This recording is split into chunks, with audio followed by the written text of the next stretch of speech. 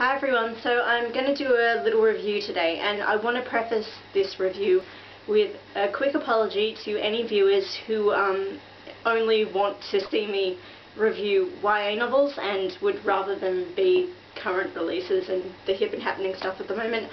I completely understand that, and I know that it's the main crux of review videos, especially for the YA genre, and everyone reviews the new releases and stuff and the novels that everybody talks about. But I just figured, I mean, I do read books other than YA, and if I read a book that I find really impressive and I think will still appeal to a lot of you, then I want to review it and recommend it.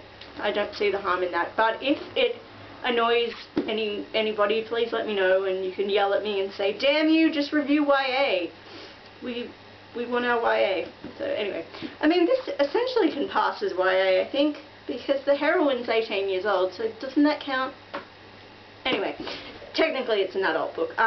So it's Heart's Blood by Juliet Marillier, and Juliet Marillier, as I've said in the past, is an Australian author who I really, really like. She's very well known for her fantasy novels. In adult fiction, she's got the Seven Waters novels. They're apparently very, very well loved and acclaimed.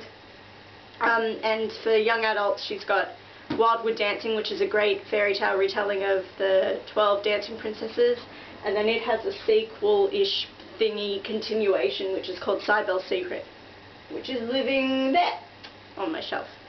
And this is also a fairy tale retelling of sorts. It is a Beauty and the Beast narrative, kind of, sort of, and it also incorporates a ton of really cool Irish mythology, and there's a very strong supernatural element, and of course there's a central romance which unfolds really effectively and beautifully.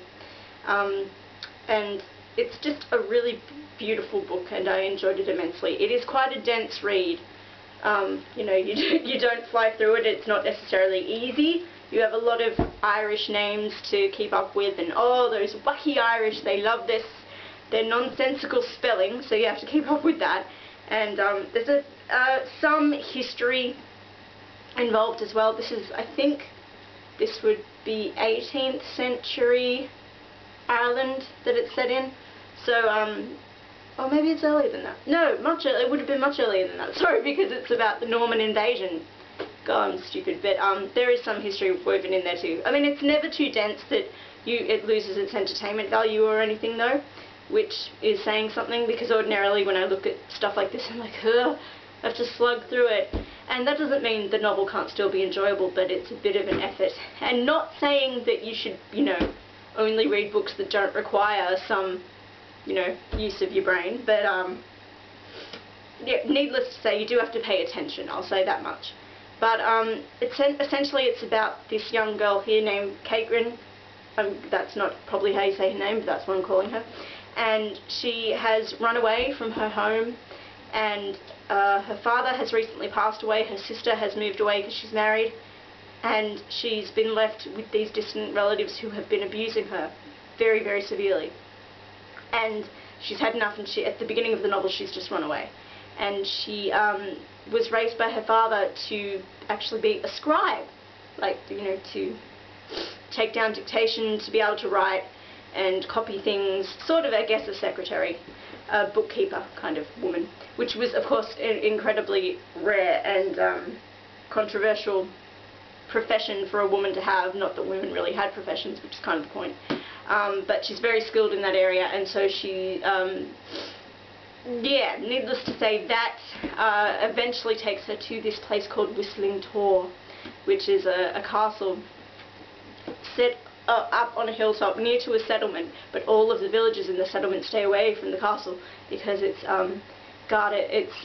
Within it lives the chieftain of the area, who no one ever sees, and they all think he's weird and he's deformed, and they all think that he does a terrible job at being the chieftain because they never see him, and he seemingly never does anything to aid the community. And also the surrounding forest of this castle is meant to be haunted, and there's freaky things going on, and no one goes up there because if you do, you don't come back. So it's that sort of thing. And yeah, so Caitlin finds herself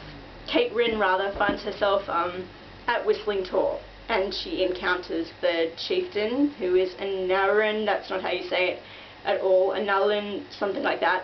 But anywho, and he's the beast figure, of course, and the castle has a few very interesting and diverse inhabitants, and they're really cool. I just love the characters in this book. You really, really get a sense of the connection that they all have, and their interactions all seem really believable, and it's very emotional in the end. And I don't want to say too much, but I was crying. There was a fair bit here where I was crying a lot. But the mythology that Marillier weaves into everything is very well crafted and cool, and you can see that it's taken a lot of influence from actual Irish folklore and stuff, which is groovy. And of course there's tons of names that you recognise, like someone in here is Ariel. I'm like, woohoo! Because of course Wicked Lovely.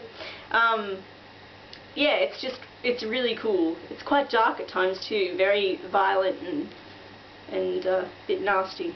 But I do recommend it, especially if you like your fairy tale retellings. It's not too heavy-handed with that element at all, but I mean, you can still certainly sense it, and it kind of, you know, it's the basis of the construction of the plot. So you know roughly where things are going to end up, but it's still very entertaining to get there. So I recommend this book.